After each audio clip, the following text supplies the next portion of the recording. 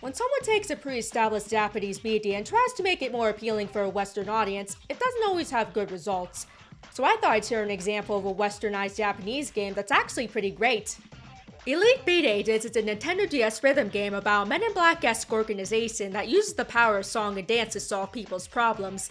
These problems range from simple ones, such as helping a girl with her babysitting duties, to the outlandish, like assisting an ex-baseball star in stopping a fire-breathing golem from terrorizing an amusement park. And it all culminates into a climactic battle against alien invaders.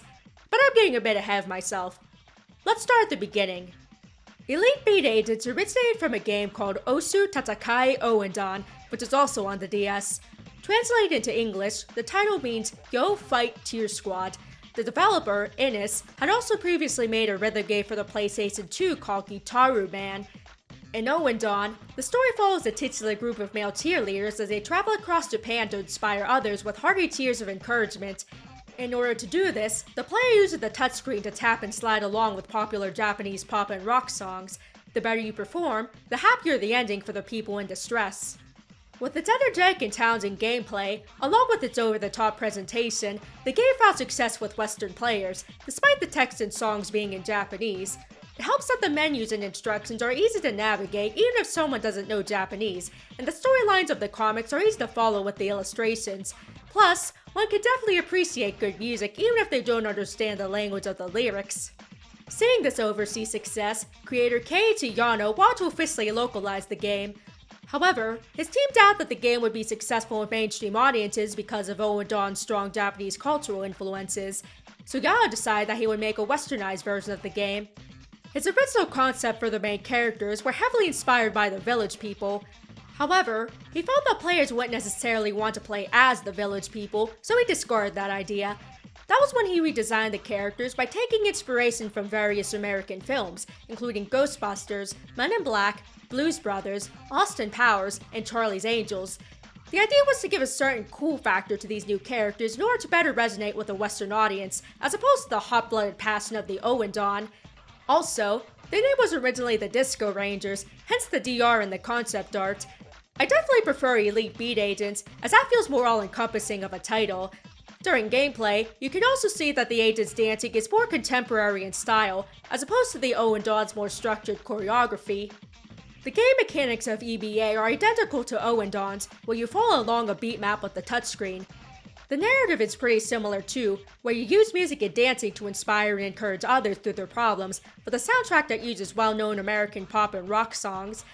Some of the music used for the scenarios makes sense, such as Material Girl being used for two rich socialites roughing it on a desert island. Others, however, don't match up quite as well.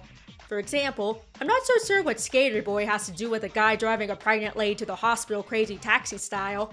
But I guess that doesn't really matter all that much, so long as the songs get those people inspired. And for as silly as the game can get, it's actually pretty wholesome to see these people triumph against their struggles with the player's help. One of the most significant aspects of the gameplay is how the health bar works. Unlike in a lot of other rhythm games, your health is constantly decreasing, which leaves much less room for error. And if your health is critically low when there's a gap between beats, then you're probably going to lose that round. I know it's not something everyone likes, but I think it makes for an interesting and unique challenge.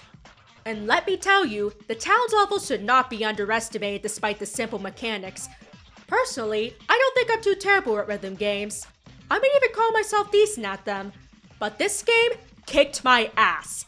On normal mode, the first few levels aren't too bad, but by about the halfway point, things get rough. I even decided to swallow my pride and finish the main story on easy mode because I wanted to get this video out in a timely manner, and even then it took several retries to finally beat the last song. I thought the Trauma Center was the hardest game I played on the DS. That said, I still had a lot of fun with the experience, even with all the frustrations. You could probably see just how much Western influence it's had on what was originally a very culturally Japanese game. And yet, it was praised by both newcomers and Ouendan fans alike.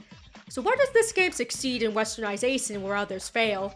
Probably the biggest aspect is that Elite Beat Agents is largely the same game as Ouendan.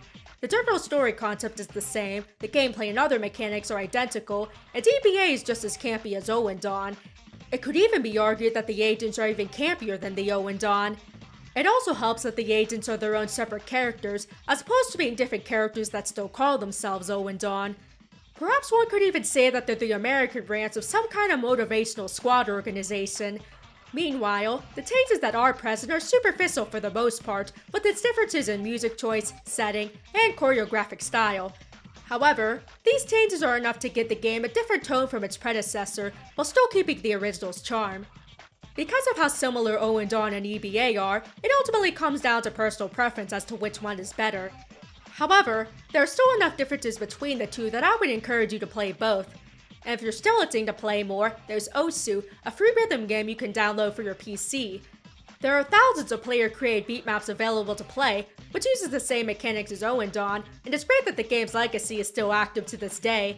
I'll leave a link in the description for anyone that's interested. Thanks so much for watching! If you enjoyed the video, be sure to click like, and subscribe if you want to see more.